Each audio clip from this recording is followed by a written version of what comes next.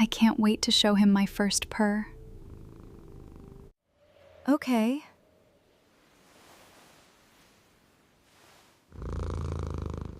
Okay, that sounded pretty good.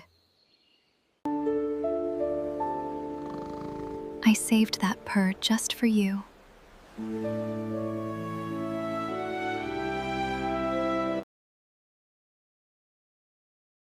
The memory vault of Belisar had stood for 600 years before the tremors began, and Nimara Vey had spent every one of her 26 years believing it would stand for 600 more.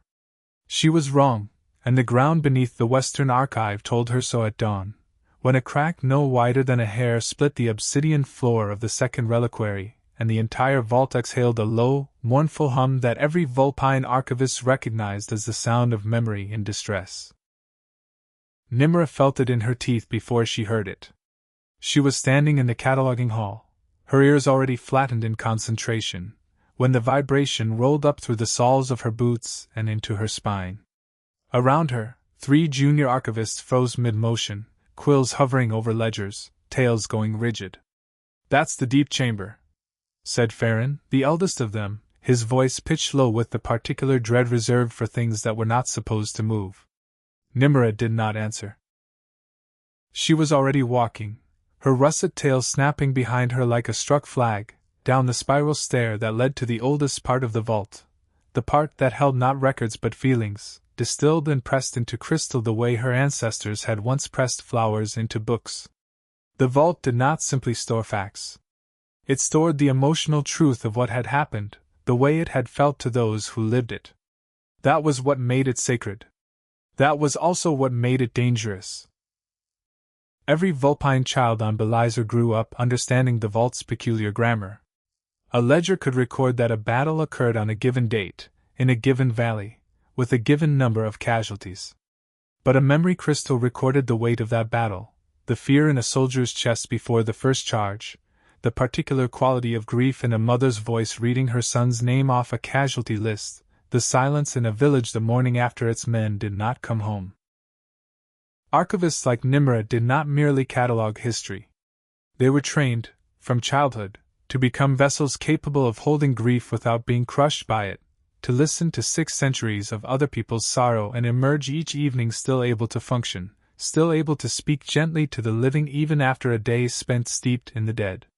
It was, Nimara had often thought, a strange inheritance to be proud of, the ability to carry sadness without flinching.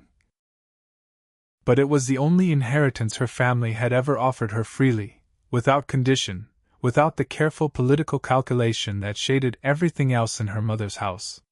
She loved the vault the way some people loved a particular room in a childhood home, entirely, uncritically, and with a loyalty she had never once thought to question until the morning the deep chamber began, and possibly, to crack.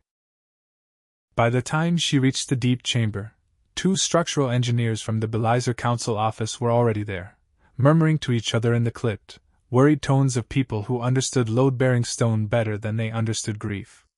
"You can't be down here without an archivist's escort," Nimara said, more sharply than she intended. Her mother's training, surfacing without permission, authority first, warmth later, if at all. One of the engineers turned. He was human. Tall in the way humans sometimes were, broad through the shoulders, with sandy hair pushed back from a face that had clearly not slept enough. His eyes were pale gray, and they moved over the fracture in the floor with an intensity that had nothing to do with fear and everything to do with fascination. "Then escort us," he said. "Because whatever did this isn't an earthquake. Belisar hasn't had a seismic event in 40 years, and this fracture pattern is radial, not lateral. Something inside this room did this. Not the ground under it." Nimara opened her mouth to correct him, to tell him, as she had told a dozen council members already this cycle, that the memory vaults were beyond the understanding of engineers, human or otherwise, and then she looked at the fracture herself, really looked, and felt the words die in her throat. He was right. The crack radiated outward from a single point near the base of the central reliquary column, the way stone split when something inside it pushed. "I'm Jonas Rell," the human said, apparently taking her silence as invitation. Structural engineer, on loan from the colonial administration. I was told the vault archivist assigned to me is. He glanced at a data pad. Nimara Vey? That's me. She did not offer her hand. Vulpine custom did not require it, and something in her recoiled from the thought of touching a stranger, human or otherwise, on a morning when the vault itself seemed to be grieving. Good.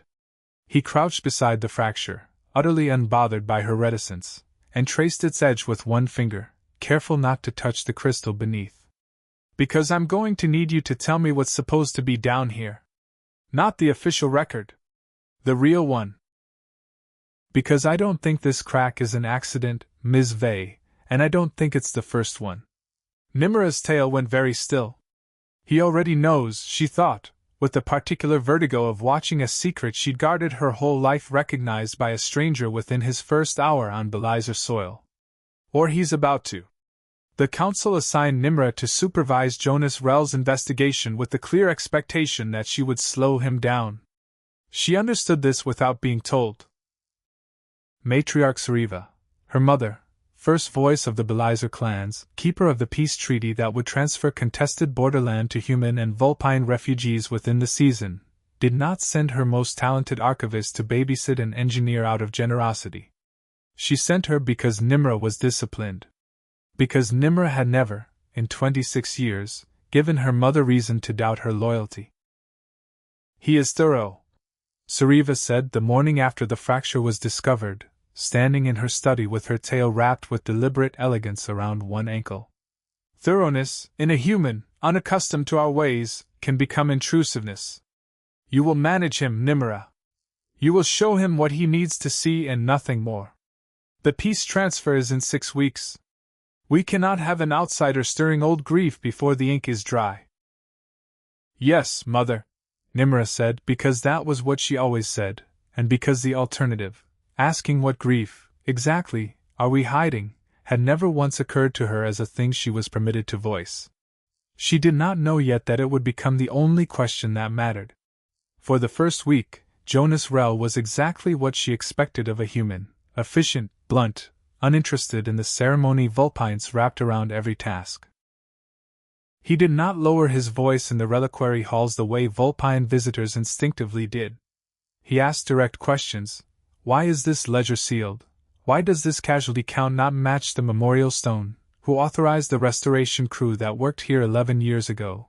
With the flat persistence of someone who genuinely believed answers existed and were simply being withheld, rather than someone testing her patience for sport. It unsettled her more than his bluntness. Vulpine culture prized restraint. A raised voice, a direct challenge, was a kind of violence. But Jonas asked his sharp questions gently, almost apologetically, and waited without impatience for however long her silence lasted before she answered, or didn't. You don't have to answer everything, he told her on the 4th day, when she deflected a question about the sealed archive of the 5th reliquary for the 3rd time. They were alone in the cataloging hall, dust drifting gold in the afternoon light through the high clear-story windows. I'm not trying to corner you, Nimara. I just don't understand why a structural crack keeps leading me to records nobody wants me to see. That's not curiosity. That's a pattern. You say my name very easily, she said instead of answering, because it was true and because it startled her every time. Vulpines used given names sparingly, reserving them for family and the deeply trusted. Strangers used titles, clan names, formal address. Jonas used Nimara the way he used everything else, directly, without ornament, as though the distance she tried to keep between them was simply invisible to him. He looked up from his instruments, surprised. Should I not? No one does. Not here. Not so quickly. Would you prefer Ms. Vey? She considered it, the safety of it, the wall it would rebuild.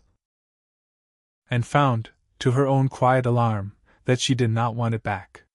No, she admitted. I don't mind it. It's only unfamiliar. Something shifted in his expression, gentler than before. Then I'll keep using it. Unfamiliar isn't the same as unwelcome, is it? She did not have an answer for that either. But she noted, filed away the way she filed every fact in the vault, carefully, permanently. That he was the first person in longer than she could remember to ask what she wanted rather than assume it. It was not the sealed archives or the fractured columns that first made Nimara trust Jonas Rell. It was smaller than that. It was the way he learned, without being told, that she took her tea with nothing in it, unlike every other Vulpine in the cataloging hall who sweetened theirs with pressed honeyflower. It was the way he began leaving the heavy reliquary doors propped rather than letting them swing shut with the particular booming clang that made her ears ring for an hour afterward. It was the way, when a junior archivist made a cutting remark about the engineer who thinks he understands 6 centuries of Vulpine law in a fortnight, Jonas simply absorbed the insult without flinching and did not retaliate. But later, quietly, asked Nimara whether the boy's family had lost someone in the war, because cruelty like that usually came from somewhere. His grandmother, Nimara admitted, surprised he'd guessed correctly. She was stationed near the border. She survived, but 2 of her siblings did not. That explains it then, Jonas said, without judgment. Grief makes people want someone to blame. I'd rather be the one he blames than have him carry it silently until it curdles into something worse. She found herself watching him more carefully after that, not out of suspicion, as she had in the first days, but out of a slow, unfamiliar curiosity. He was patient in ways she had never seen a human be patient, and stubborn in ways she recognized from her own reflection. He ate his meals standing at the reliquary windows more often than sitting, because, he admitted once, sitting still for too long made him feel like he was wasting time he didn't have. He hummed under his breath when he worked with his hands, tuneless and half-formed, a habit he seemed entirely unaware of and deeply embarrassed by when she pointed it out. "You're doing it again," she told him one evening, 3 weeks into the investigation, when the fading light through the high windows had turned the dust motes to floating copper. "Doing what?" "Humming. Something about a river, I think, though you never finished the phrase." Jonas laughed. A real laugh, surprised out of him, the first she'd heard since his arrival. "My mother used to sing it. I don't remember the words anymore. Just the shape of the tune." He glanced at her, something softening in his face. "You're the first person here who's noticed. Vulpines are better listeners than humans give you credit for." "We are trained to be," Nimara said. "Every archivist learns to hear what isn't said as clearly as what is. It's how we know when a ledger has been altered." The silence around the missing entry is louder than the ink that remains. "Is that what you're doing with me?" There was no accusation in it, only genuine interest. "Listening for what I'm not saying?" She considered lying, and then found, as she increasingly did around him, that she did not want to. "Yes. I have been, since the first morning at the fracture. You ask questions no one else asks, and you never once seem to want anything from the answers except the truth itself. I did not know that was possible in a person until I met you." Jonas set down the instrument he'd been calibrating and looked at her with an attention that made her ears warm despite herself. "For what it's worth, Nimara Vey, I've been listening to your silences too. And they say a great deal more than you think they do." Neither of them moved to close the distance between them that evening. But something had shifted, quietly and irreversibly, in the golden dust light of the cataloging hall. The first small proof that whatever grew between them would not be built on grand declarations, but on tea taken without honeyflower, on propped doors, on a half-remembered song about a river either of them would ever finish. The deeper Jonas dug, the more the fractures in the vault stopped looking structural and started looking deliberate. He found it first in the support columns of the third reliquary. Micro-abrasions along the crystal lattice, too fine for the naked eye, that his instruments read as repeated, targeted stress, applied over months, maybe years. Not an accident. Not decay. Erosion, engineered. "Someone has been doing this on purpose," he told her, spreading his data across the long table in the archivist's study room, careful to keep his voice low even though they were alone. "And whoever it is knows this vault better than I do. They're not smashing things. They're dissolving them, slowly enough that it looks like age. If I hadn't been called in for the visible crack, I don't think anyone would have caught this for another decade. Nimara stared at the data, at the elegant, patient violence of it, and felt something she had spent her whole life not feeling, the sharp, cold certainty that her mother had lied to her. Not about something small. Not about a scheduling error or a diplomatic slight.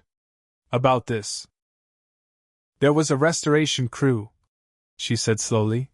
11 years ago. In the 5th reliquary. I asked my mother about it once, when I was young.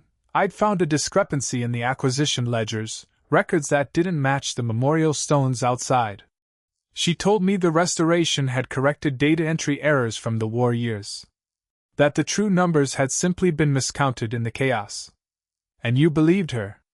I was 15. Her ears lowered, an old shame surfacing. I believed her because she was my mother, and because doubting her felt like a kind of treason. It still does. Jonas was quiet for a moment, watching her with an attention that felt less like scrutiny than like care, though she could not have said how she knew the difference. It's not treason to ask a question, Nimara. Even of someone you love. Especially of someone you love. You say that as though it costs you nothing. It costs everything, he said, surprising her. I asked my own father a hard question once, about why he left my mother the way he did. He didn't speak to me for 2 years. I'd do it again, though. Silence protects the person being protected from. It doesn't protect the people who deserve the truth. She looked at him, at his tired gray eyes, at the stubborn set of his jaw, at the careful way his hands moved over crystal that could shatter a family's history with the wrong pressure. And felt, for the first time in her adult life, genuinely seen. Not managed. Not deflected. Seen. Why does it matter to you? She asked. You are not Vulpine. This is not your history to protect or destroy. Jonas considered the question with the seriousness she was coming to expect of him. Because in 6 weeks, thousands of people, human and Vulpine both, are going to move onto land that this peace treaty says was abandoned, not stolen. If that's a lie, they deserve to know before they build their lives on it. And because, he hesitated, the first hesitation she'd seen from him. Because you've spent this entire week protecting a mother who I don't think has ever once protected you back. That matters to me too. Even if it isn't my history. Nimara's tail curled tight around her ankle, an old, private gesture of vulnerability she rarely allowed anyone to witness. Jonas noticed. She saw him notice, saw his eyes flick to the movement, and then politely, deliberately, away, giving her privacy inside a room where she'd already given him so much of her guarded self. He is paying attention to things I have not said aloud, she thought. No one does that. No one has ever done that. They found the recording in the 5th reliquary 2 weeks later, hidden behind a false catalog entry that had fooled generations of archivists, including Nimara herself, who had walked past it 100 times without knowing what it held. It was a memory crystal, keyed to voice and blood, and it would not open for Jonas at all. It opened for Nimara the moment she touched it, because the crystal recognized what her body carried without her ever having been told. Her father's genetic signature, woven into the sealing protocol like a signature at the bottom of a letter meant only for family. My father, she whispered, staring at the crystal as it began, softly to glow. This is keyed to my father. But he died in the war. Before I was old enough to remember him. Are you ready? Jonas asked, and it was, she would realize later, the first time anyone in her life had asked her that question about anything that mattered. No, she admitted. Play it anyway. The chamber filled with her father's voice. He had been a war recorder, she learned, not a commander, as her mother had always told her, but an archivist like herself, embedded with the border regiments to document the truth of the conflict as it happened, before politics could reshape it into something more palatable. And what he had documented, in the final months before his death, was this: that the human settlement at Carneth Hollow had sent 3 separate distress signals during the worst fighting of the border wars, and that Matriarch Sariva, then a rising commander, not yet first voice, had personally ordered the regiment's communications suppressed rather than risk exposing Vulpine positions to retaliation. Carnath Hollow had been destroyed. 400 humans and 80 Vulpine allies dead in a single night, while the regiment that could have saved them sat 6 kilometers away in radio silence. I am recording this because someone will one day need to know it happened, her father's voice said, steady even as it broke with grief. Sariva has already begun rewriting the after-action reports. She will call it a communication failure. It was not a failure. It was a choice. I do not know if I will survive long enough to make this right. But I am leaving this for whoever finds it, in the hope that the truth outlives the lie that buried it. And if my daughter ever hears this, Nimara, if you are the one who finds this, I need you to know that I am not asking you to destroy your mother. I am asking you to become someone who preserves the truth even when the truth offers you nothing in return. That is the only inheritance I have left to give you. The recording ended. The chamber fell silent except for the low hum of the vault, grieving with her. Nimara did not cry immediately. She simply stood very still, her ears pinned flat, her tail wrapped so tightly around her leg it must have hurt. Jonas did not touch her. He did not offer platitudes. He simply stood beside her, close enough that she could feel the warmth of him, and waited, the way he always waited, for however long she needed. She let them die, Nimara finally said. She let 400 people die to protect a tactical position, and then she spent 20 years building a legacy on top of their unmarked graves. And I have spent my whole life protecting her. You didn't know. I chose not to know. Her voice cracked on the admission. That's worse. No, Jonas said, and for the first time, he reached for her, not pulling her close, just resting his damaged, careful hand against her shoulder, an offer rather than a claim. That's human. Or Vulpine, apparently.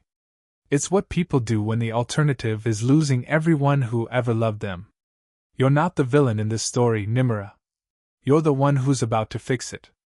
She looked up at him, at the steadiness in his pale eyes, and felt something in her chest crack open the way the vault's fractures had, not destruction, she understood suddenly, but the sound something made when it could finally breathe. The days that followed were the hardest of Nimara's life. She did not go to her mother immediately. She could not. Instead, she and Jonas worked in secret, cross-referencing the recording against the sealed casualty registries, the falsified acquisition ledgers, the 11-year-old restoration records that had systematically erased every trace of Carnath Hollow from the vault's official memory. Each piece of evidence was its own small grief. Each one was also, unmistakably, proof that her father had told the truth. You don't have to be the one to release this, Jonas told her one night, when they'd worked past midnight in the cataloging hall and exhaustion had softened the careful distance she usually kept. There are other channels. The colonial administration. No. Nimara's answer came immediate and certain, surprising them both. If this comes from outside, my mother will call it interference. Human meddling in Vulpine affairs. She will survive it, and Carnath Hollow will stay buried under another layer of politics. It has to come from inside the clan. It has to come from someone she cannot dismiss as an outsider. Her ears lowered. It has to come from me. That will cost you everything. Your clan. Your mother. Possibly your standing among your own people, if they side with her. I know. I'm not trying to talk you out of it, Jonas said quietly. I need you to understand that I see the cost. I'm not asking you to pay it lightly. You're the only one who has ever asked me what it costs, Nimara said, and something in her voice, raw, unguarded, entirely unlike the composed archivist she presented to the world, made Jonas go very still. Everyone else in my life has simply assumed I would pay whatever price was required and be grateful for the privilege of paying it. My mother most of all. I'm not everyone else. No, she agreed softly. You are not. The silence that followed held something neither of them named yet, though both of them felt it. A warmth that had nothing to do with the vault's climate control and everything to do with the careful, patient way he had spent 3 weeks learning the language of her silences.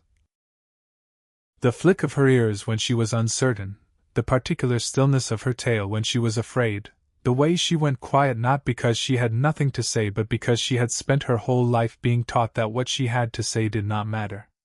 Jonas had never once treated her silence as absence. He had always treated it as speech he simply hadn't learned to translate yet, and was patiently, respectfully, learning. "Nimara," he said, and something in the way he said her name, slower now, made her breath catch. "I need to say something, and if it's unwelcome, tell me, and I'll never say it again. I have never met anyone who carries as much as you do with as much grace as you do. I don't know what happens after this vault, after the treaty, after your mother. But whatever it is, I would like to be there for it.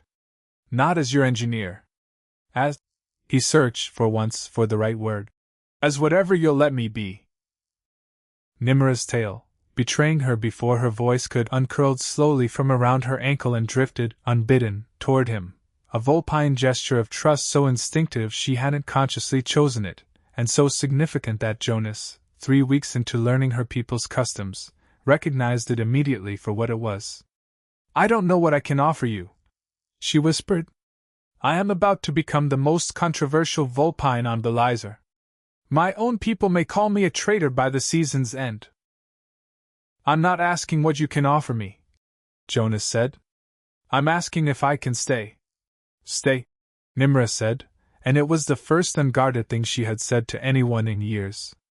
Between the discovery of her father's recording and the day Nimara finally brought it before the council, 3 weeks passed, 3 weeks that she would later think of, despite everything else that happened that season, as some of the gentlest of her life. They worked in secret, which meant they worked mostly alone, which meant Nimara learned things about Jonas Rell that had nothing to do with fractured stone or falsified ledgers. She learned that he was left-handed and had trained himself to write with his right out of some old, stubborn insistence on matching his father's expectations, and that the habit had never quite died even after his father stopped speaking to him. She learned that he was afraid of deep water, though he would not say why, and that he had crossed 2 colonial borders alone at 19 with nothing but a duffel bag and a letter of introduction he'd half-forged to get his first engineering post. She learned that he laughed with his whole body, shoulders shaking, when something genuinely delighted him, and that he did it rarely enough that each occurrence felt like a small gift. He learned things about her, too. That she organized her grief the way she organized the vault's ledgers, chronologically, meticulously, each sorrow catalogued and shelved where it could be visited but not allowed to overwhelm the room.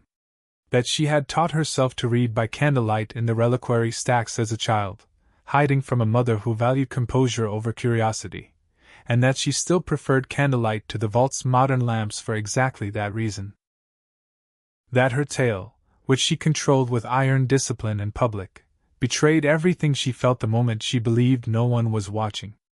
"You watch it," she told him once, half accusing, when she caught him glancing at the traitorous appendage curling unconsciously toward him across the study table.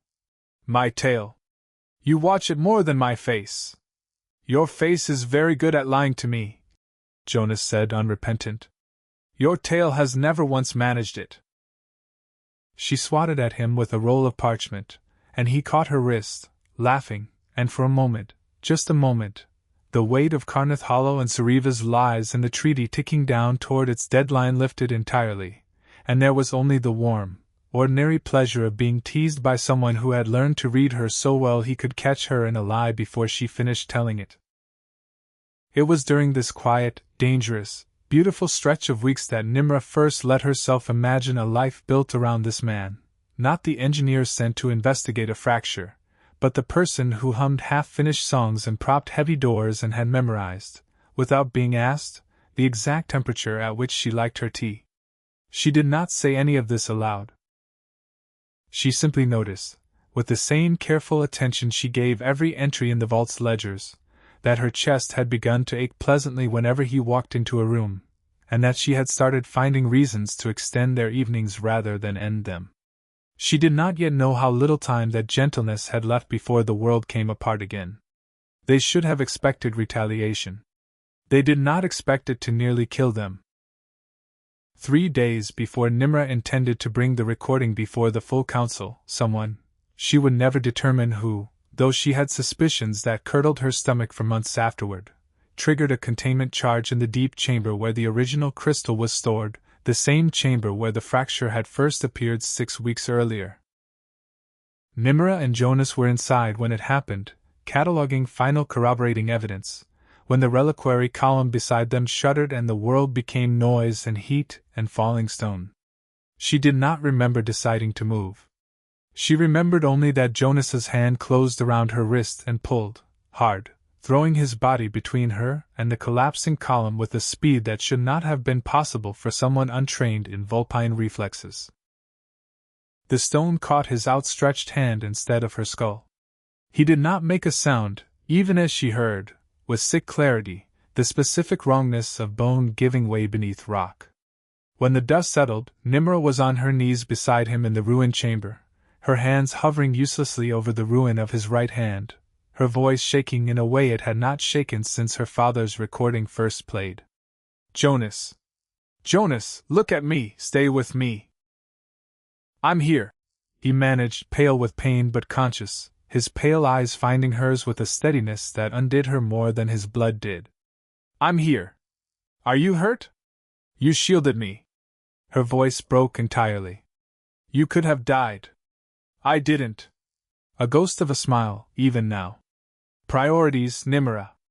They pulled him from the chamber together, archivists and medics converging in a chaos of lantern light and raised voices, and it was not until much later, after the surgeons had done what they could, after they told her gently that the damage to 3 fingers and the tendons beneath was permanent, that he would never again have full use of his right hand, that Nimra allowed herself to sit beside his infirmary bed and simply weep, silently, her tail wrapped around his ankle in a gesture of grief and gratitude too large for words. "Don't," Jonas said softly, when he woke to find her there, watching her cry with a tenderness that only deepened her guilt. "Don't apologize for this. I'd choose it again. You lost the use of your hand for me. I lost the use of my hand for the truth," he corrected gently. "And you happened to be standing in front of it. Though I won't pretend that wasn't also entirely, specifically for you." "Why?" The question tore out of her, raw and unguarded. "Why would you sacrifice this much for a world that still treats you as an outsider? You are not even Vulpine. Carnath Hollow is not your grief to carry." Jonas reached for her with his uninjured hand, and she let him take hers, let herself feel the warmth of his palm against her cold fingers without flinching from it. "Because it became my home the moment you trusted me with the truth," he said simply. "Home isn't where you're born, Nimara. It's where someone finally lets you see them completely. You did that. I'm not leaving because of a fractured hand." Nimra brought the recording before the full council 11 days later, her injured protector watching from the gallery with his arms still bound, because he had refused every suggestion that he stay away. She did not soften it. She did not perform grief for the room's comfort, the way Vulpine custom often demanded of women in her position. The graceful tears, the careful deference to the elder's judgment. She stood before the assembled clans of Belisar, her mother seated at the council's head with an expression carved from stone, and played her father's voice for a chamber that had spent 20 years believing a different story. The silence afterward was the loudest thing she had ever heard. "This is a fabrication," Sariva said, when she found her voice, though something in her tone told Nimra her mother already knew it would not hold. "A grieving daughter's manipulation of a damaged recording. The crystal is keyed to a blood signature, matriarch." This from Elder Wen, one of the few council members who had never fully trusted Sariva's ascension. "It cannot be fabricated. It can only be found or destroyed. Someone has spent 11 years trying to destroy it. I would ask why." The chamber turned, as one, toward Sariva, and Nimra watched her mother, brilliant, formidable, the only parent she had ever truly known, understand in real time that the ground beneath her had finally, irrevocably, given way. What followed took weeks, and Nimra attended every day of it, seated in the archivist's gallery beside Jonas, her tail wound tight around the leg of her chair while witness after witness came forward. An elderly human man, one of only 3 survivors of Carnath Hollow still living, testified through an interpreter about the night the settlement burned, his voice flat with the particular exhaustion of someone who had told this story to himself 1,000 times in the dark and never once been believed. A retired Vulpine communications officer, trembling with age and old guilt, confirmed that she had personally logged 3 distress signals from the Hollow and had been ordered, under Sariva's direct authority, to mark them as false alarms in the official record. A younger archivist from the 5th Reliquary broke down entirely on the stand, confessing that she had helped falsify the Restoration ledgers 11 years earlier, believing at the time that she was protecting Belisar from a war that might reignite, not realizing, until Nimara's evidence made it undeniable, that she had instead protected one woman's ambition at the cost of 400 lives. Sariva herself did not confess easily. She fought every entry into evidence with the same cold brilliance that had kept her in power for 2 decades, questioning the chain of custody on the memory crystal, suggesting that grief had made her daughter susceptible to manipulation by an outside party with his own interests in destabilizing the treaty. A pointed glance at Jonas that made Nimara's hackles rise in a way nothing else in the proceedings had. "My interest," Jonas said, when called to testify himself, his voice even despite the provocation, "is in a settlement not built on a mass grave nobody was permitted to name. I have no stake in Belisar politics beyond that. I have a great deal of stake in the truth, because I nearly died protecting it, and because the woman I loved nearly lost everything bringing it forward. If that's manipulation, matriarch, I'd like to know what you'd call the 20 years you spent doing the opposite."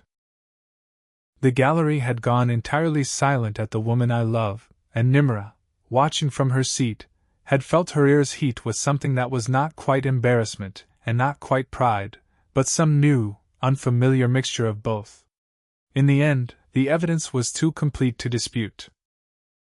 Sariva was removed from the first voice within the month, stripped of her council seat, exiled from formal clan leadership though allowed, in a mercy Nimara herself argued for, to remain on Belisar rather than face harsher judgment.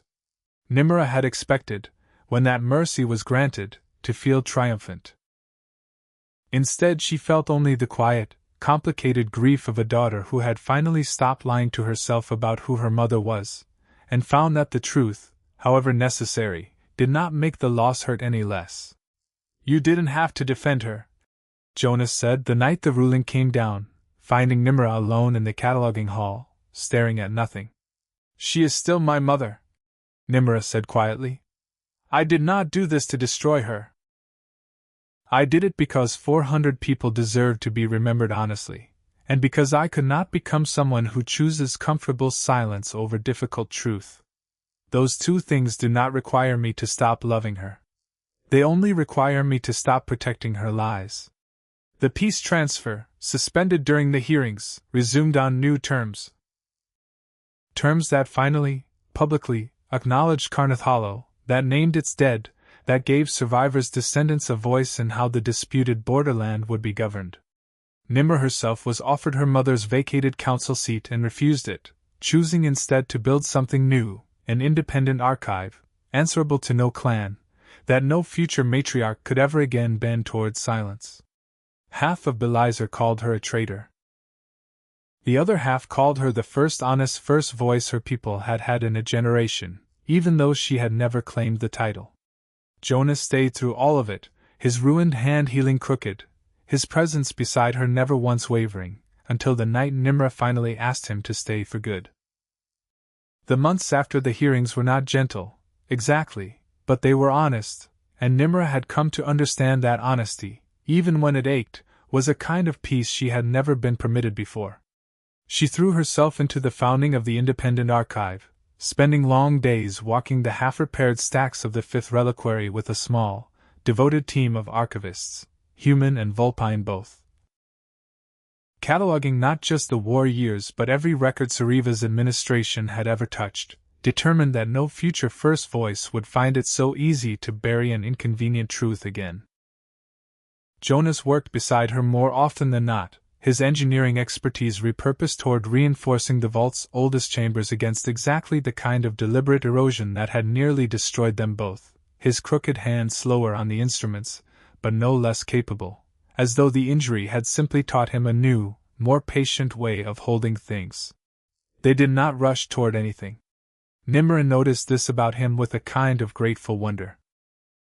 That having said once, plainly, that he wanted to stay, he did not press her for more than she was ready to give. He took a small residence near the archive rather than assuming he would share her quarters. He asked, every time, before touching her, even after months of closeness had made the answer obvious. It was, she realized slowly, its own kind of love. Not the grand gesture of shielding her from falling stone, though he had done that too, but the daily, unglamorous patience of a man who understood that trust rebuilt itself in small increments, and who was willing to wait for every single one. Word came, occasionally, of Sariva, living quietly on the northern edge of Belisar, avoiding public gatherings, tending a modest garden that had nothing to do with clan politics at all. Nimara visited her twice in those months, brief, careful conversations that never quite became reconciliation but never quite closed the door on it either.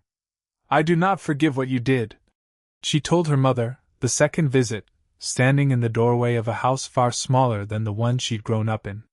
But I do not wish you erased from my life either. You are still the reason I know how to love fiercely, even if I had to learn who to spend that fierceness on for myself. Sariva had not answered. But she had not turned away either, and Nimara had learned, in the ruins of her family's old certainties, to count that as its own small mercy. It was on an ordinary evening, 6 months after the hearings closed, golden light slanting through the Fifth Reliquary's restored windows, that Jonas took her hand, his crooked, permanently changed hand, and asked if she would walk with him to the deep chamber where it had all begun.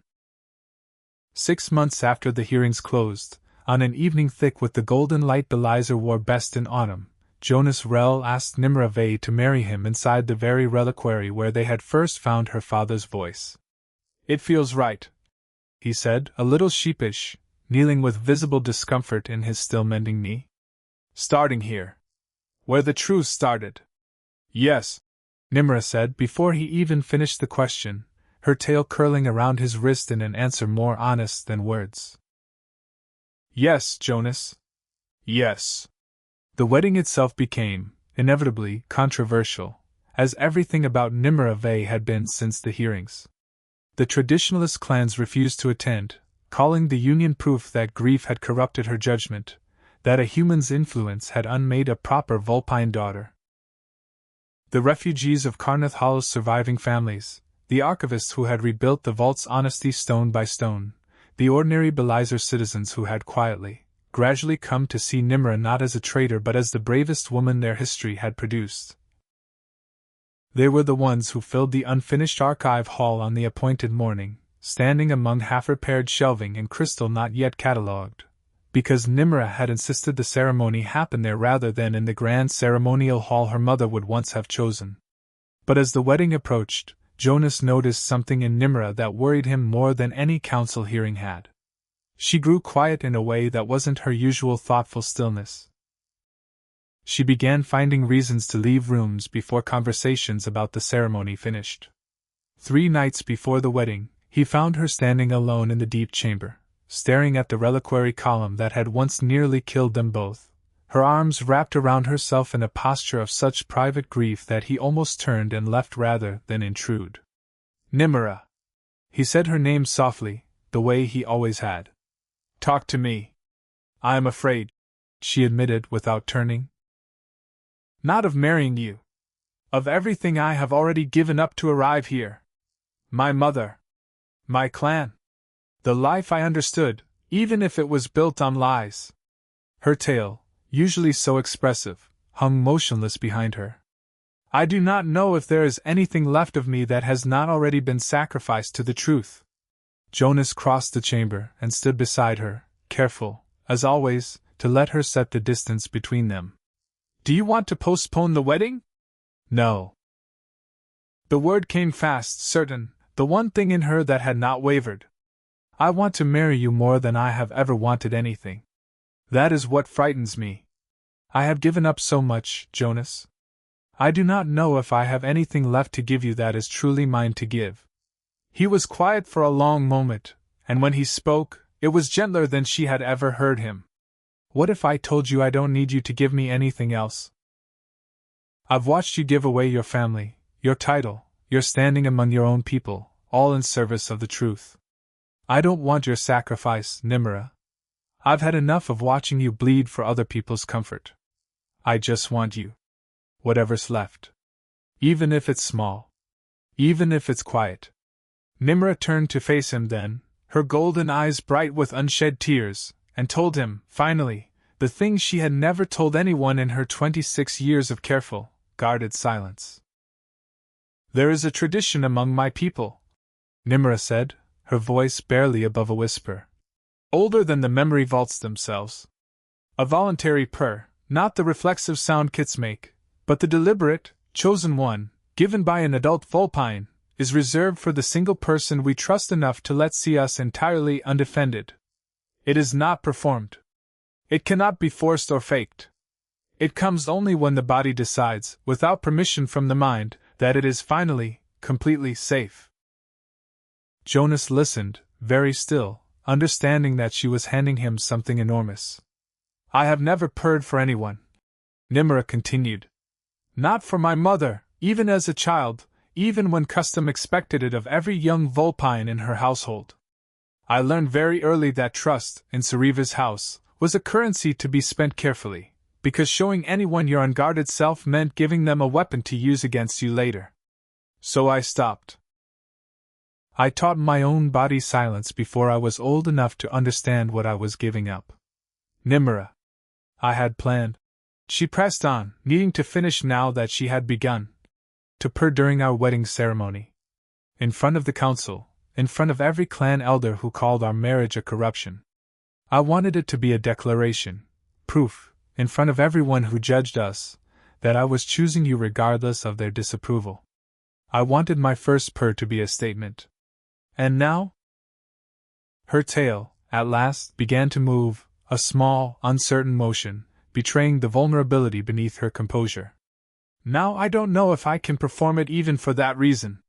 I have spent so long controlling every part of myself that I don't know if I can choose to feel safe on command, even for you, even for something I want so badly." Jonas reached up, slowly, giving her every chance to step back, and rested his damaged hand, 3 fingers permanently curled from the stone that had crushed them, against her cheek. "Then don't perform it," he said softly. "Not for the council. Not for your people. Not even for me, if that's what it takes to make it real. You don't owe anyone a declaration, Nimara. Not your mother, not the elders who'll refuse to come tomorrow, and not me. I don't need proof. I've had 6 months of proof. I just need you." "You don't understand," she whispered, tears finally spilling over, the composure of 26 years cracking at last in the same chamber where the truth had first broken her family open. "I have spent my whole life guarding everything, my voice, my grief, my father's memory, the truth about Carnath Hollow. Every vulnerable thing I have ever shown anyone has eventually been taken from me or used against me. I don't know how to simply give something without it costing me everything." "Then don't give it," Jonas murmured, his forehead coming to rest gently against hers, his ruined hand cradling her face with a tenderness that asked nothing in return. "Just let it happen. You don't have to hand it to me like a sacrifice, Nimara. You can just let yourself feel safe, and see what your body decides to do about it. No performance. No audience. Just us." Nimara closed her eyes. She let herself feel, for the first time without calculating the cost, exactly how safe she was. In this vault that had held her family's worst secret and her father's final gift, beside this man who had shattered his own hand rather than let stone touch her, who had waited 3 weeks to learn the language of her silences and never once demanded she speak faster than she was ready to. Her control did not break so much as simply, quietly, let go. She rested her forehead against his damaged hand, felt the crooked warmth of his fingers against her jaw, and the sound she had suppressed since childhood, low, rough with disuse, entirely involuntary, filled the deep chamber for the first time in her life. Jonas went very still, listening to it with something close to reverence, and when Nimra opened her eyes and found him watching her with tears of his own, she understood that he knew exactly what she was giving him, and exactly what it had cost her to have nothing left to guard. "I saved my first purr for you," she confessed through tears, the words breaking apart even as her purring continued, low and unstoppable, beneath them. "I didn't plan to. I didn't choose the moment. It simply happened, because you are the only person who has ever made me feel safe enough to stop guarding myself." "I know," Jonas said, his voice rough. "I heard it. Nimara, I heard everything you've never been able to say out loud, and I promise you, I will spend the rest of my life making sure you never have to guard yourself from me." They married the following morning in the unfinished archive hall, exactly as Nimara had insisted. Among shelving still being rebuilt, crystal not yet catalogued, the honest, unglamorous architecture of a history still being repaired. The powerful clans stayed away, as expected. Sariva did not attend, though Nimra had sent word regardless, unable to fully sever the tenderness she still felt for the mother who had raised her even after everything the mother had done. In their place came the people the old Belisar would never have seated at its ceremonial hall. Survivors of Carnath Hollow, 3 generations of a massacre finally acknowledged, the archivists who had rebuilt the vault stone by stone, refugees from both human and Vulpine settlements who would, within the year, share the disputed borderland under terms Nimra herself had helped negotiate, ordinary citizens who had watched a quiet, reserved archivist become the bravest voice her people had produced in a generation. Nimra did not purr for the gathered witnesses. She had told Jonas, the night before, that she would not perform it a second time, that whatever had happened in the deep chamber belonged only to the two of them, a truth she was finally permitted to keep entirely for herself rather than surrender to any audience, even a loving one. Instead, she simply took his hand, his damaged, crooked, permanently changed hand, the one that had shielded her from falling stone, and spoke her vows in her own voice, steady and clear, before a hall that had once nearly buried a truth and now stood as proof that truth, however costly, could still be rebuilt. "I choose you," she said, "not as a declaration for anyone watching, and not as a performance of what a proper daughter or a proper Vulpine should say. I choose you because you taught me that love does not require armor.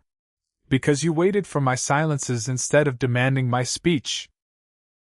Because you shielded me with your own body and never once asked me to be grateful for the cost. I have spent my whole life guarding everything I am. I would like to spend the rest of it, with you, guarding nothing at all." Jonas's vows were simpler, and no less true. "I don't have a tradition as old as yours to offer you, Nimra. I only have this: I will never ask you to perform safety for my comfort. I will never mistake your silence for absence. And I will spend every day making sure the home I promise you in that first chamber stays exactly as safe as the one you finally trusted me with." Elderwin, the only member of the old council willing to officiate a union half of Belisar still whispered about, spoke the binding words in the old Vulpine dialect and then, unexpectedly, added a line of his own. "Let it be recorded, and let this vault, of all places, never fail to record it." That truth and love arrived in this hall together, and neither one asked the other's permission to stay. A ripple of quiet laughter moved through the gathered witnesses, warm and unguarded, and Nimra found herself laughing too, tears still bright on her lashes, Jonas's crooked hand warm in hers.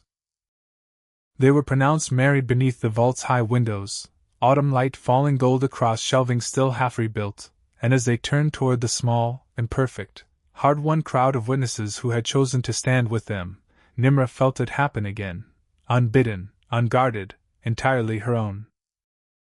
Her purr returned, low and warm and utterly without performance, and this time, surrounded by people who had earned the right to hear it simply by choosing truth alongside her, she did not try to silence it at all. She let it fill the hall, the way her father's voice once had, The way honesty itself had finally been allowed to fill a vault built, 600 years ago, to hold exactly this, the unguarded, undeniable truth of what it meant to finally, completely, be known. The celebration afterwards spilled out of the unfinished archive hall and into the courtyard beyond, where long tables had been set with food from both Vulpine and human traditions, honey-flour bread beside sourdough loaves, spiced riverfish beside roasted root vegetables, a wedding cake 2 junior archivists had insisted on baking themselves despite neither having any particular skill at it, lopsided and delicious and entirely, perfectly theirs. Survivors of Carnath Hollow danced beside archivists who had spent months rebuilding the very shelves that would one day hold their families' names. Elder Wen, 3 cups of spiced wine into the evening, was overheard telling anyone who would listen that he had known, the very first day Nimara Vey stood before the council and refused to soften the truth for their comfort, that Belisar's future belonged to her. Jonas found her near the edge of the courtyard sometime past midnight, watching the lanterns sway above the crowd, her tail curled contentedly around his ankle where he'd come to stand beside her without either of them needing to announce it. "Any regrets?" he asked, only half teasing. "Only that it took me 26 years to learn how to want something without immediately calculating its cost," Nimara said, leaning into him. "But I am done calculating, Jonas Rell. Whatever this costs, I intend to spend the rest of my life paying it gladly." They spent the first week of their marriage not in some grand retreat, as tradition among the old ceremonial clans might once have dictated, but walking the disputed borderland that the peace transfer had finally, honestly, settled, the very territory Carnath Hollow's descendants now had a permanent voice in governing. It was Nimara's idea. "I want to see what we made possible," she told Jonas, "before I let myself rest in it." So they walked the boundary markers together, hand in hand through fields where human and Vulpine families had already begun building homes within sight of one another, past a modest stone marker, new, freshly cut, that finally, after 20 years, named all 480 souls lost at Carnath Hollow in a single unbroken list, human and Vulpine together. Exactly as her father had once recorded them before the truth was buried. Jonas stood before the marker a long time, his crooked hand resting against the cold stone. "Your father would be proud of you," he said finally. "Not for exposing your mother. For this. For making sure this list exists at all. He asked me to become someone who preserves the truth even when it offers nothing in return," Nimara said softly. "I did not understand, when I first heard his voice, how much it would offer me anyway. I did not expect to find you inside that grief, Jonas. I only expected to lose everything. You didn't lose everything." He pulled her close, resting his chin against the crown of her head, her ears warm beneath his jaw. "You lost the parts that were never really yours to keep. And you kept the parts that mattered enough to fight for. That's not the same as loss, Nimara. I think that might be the only definition of home worth having." They stayed at the marker until the light went gold and then violet, until the first stars rose over land that no longer belonged to silence, and when they finally turned back toward the archive that would become their life's work together, Nimara's tail was curled, without hesitation, entirely around his, in the open, in the evening air, for anyone at all to see. A year later, the plaque outside the newly finished Carnath Hollow Memorial Archive read simply, "Founded by Nimara Vey Rell, in memory of the truth that outlived its silencers." Jonas still worked the vault's structural repairs some mornings, his crooked hand slower than it used to be but no less capable, and visitors sometimes found him crouched beside a support column, murmuring instructions to a crew of Vulpine and human apprentices alike, teaching them, the way he had once taught Nimara, without meaning to, that some of the most important things in any structure were the cracks nobody wanted to admit were there. And some evenings, when the archive emptied and the golden Belisar light slanted low through the clear story windows, visitors passing the deep chamber swore they could hear, faint and warm beneath the ordinary hum of the vault, the low and steady sound of a Vulpine woman who had finally, permanently, stopped guarding her voice from the one person who had earned the right to hear it.